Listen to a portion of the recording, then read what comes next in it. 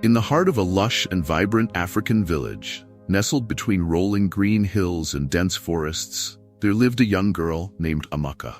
The village, surrounded by mighty baobab trees and fields of golden crops, was a peaceful place where people lived in harmony with nature. Amaka was a curious and adventurous soul, always exploring the world around her, often venturing farther into the forest than anyone else dared. One sunny afternoon, Amaka set out on one of her usual adventures, carrying a small woven basket to gather herbs for her mother, Ndidi. As she walked through the forest, she felt a strange pull, a feeling that something extraordinary was waiting for her, deeper within the thick trees. Following her instincts, she wandered off the well-trodden paths and into a part of the forest she had never seen before. There, hidden behind a curtain of vines and ancient trees, she found a cave. It was dark and mysterious, with markings etched into its entrance that seemed to glow faintly in the fading light of the afternoon sun. Amaka hesitated for a moment, her heart pounding with a mix of excitement and fear. But her curiosity was too strong, and she stepped into the cave. As her eyes adjusted to the darkness, Amaka saw something resting on the ground at the center of the cave. A calabash. It was not like any calabash she had seen before. This one was old, with intricate carvings all around it, and it seemed to hum with a strange energy. She felt drawn to it as if the calabash itself was calling out to her. Gently she picked it up, brushing off the dust that had settled over the years. The moment her fingers touched the carvings, a spark of light flickered from within. Unbeknownst to Amaka, this was no ordinary calabash. It was enchanted, imbued with powerful magic from a long-forgotten era. Legends spoke of a greedy sorcerer who once used the calabash to bend nature to his will. But the calabash had been cursed to punish anyone who tried to wield its power for personal gain. Amaka, unaware of the dangers, tucked the calabash into her basket and hurried back to her village, eager to show her mother what she had found. When Amaka arrived home, her mother, Ndidi, was busy preparing dinner. As Amaka placed the calabash on the table, she began to feel a strange warmth in her hands. Without thinking, she whispered a wish under her breath. "I wish I could help my mother finish cooking quickly." To her astonishment, the calabash glowed, and suddenly, the pots and pans in the kitchen began to move on their own.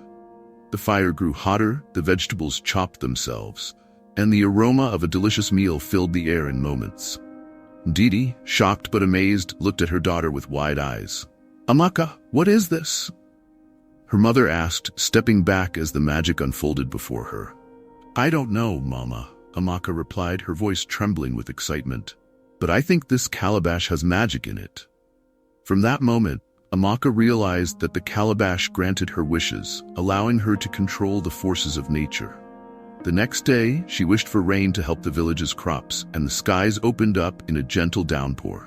She wished for the village to have an abundance of food, and the crops grew overnight, bursting with fruit and vegetables.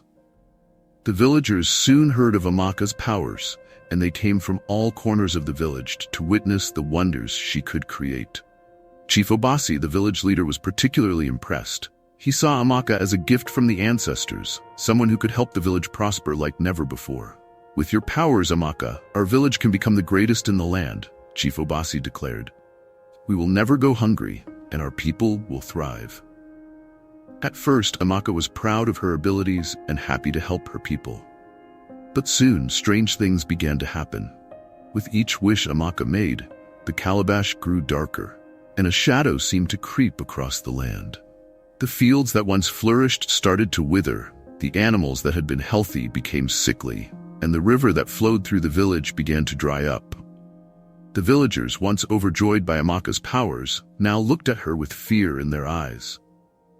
"Mama," Amaka said one evening, as she watched the once thriving crops wither before her eyes, "I think something is wrong with the calabash. It's like a darkness is spreading with every wish I make." Her mother, Ndidi, looked worried. "You need to stop using it, Amaka. We don't know where this power came from or what price it demands." But it was too late. The more Amaka tried to fix the problems, the worse they became. The curse of the calabash had taken hold, and its dark magic was slowly consuming the village. In desperation, Amaka sought the help of the village elder, Neka, who had lived long enough to know the old stories and legends. Neka listened to Amaka's story with a heavy heart. "The calabash you found once belonged to a powerful sorcerer," she said. "He used it to gain control over nature, but in his greed, he cursed it. The more you use its power, the more it drains life from the land and those around you." "Is there a way to break the curse?"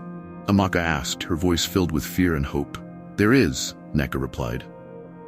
"But it will not be easy. You must return the calabash to the cave where you found it and resist the temptation to use its power again. Only then will the curse be lifted." Determined to save her family and village, Amaka set out for the cave once more. As she walked through the forest, the calabash grew heavier in her hands, and the darkness seemed to follow her, whispering temptations of power and control. But Amaka was strong. She had seen the destruction the calabash could bring, and she refused to let it take any more. When she reached the cave, the winds howled, and the trees seemed to bend in her direction. But Amaka didn't waver. She placed the calabash on the ground where she had first found it, and as soon as it touched the earth, a blinding light erupted from within.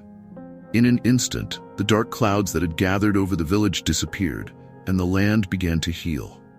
The crops slowly returned to life, the animals regained their strength, and the river flowed freely once more. Amaka stood in the cave, watching as the curse was lifted, feeling the weight of the calabash finally leave her. She returned to her village as a hero, not because of her powers, but because of her bravery in giving them up to save her people. From that day on, Amaka knew that true power didn't come from magic or control, but from love and sacrifice. And the village, once cursed by the calabash, flourished once more, living in peace and harmony with the world around them.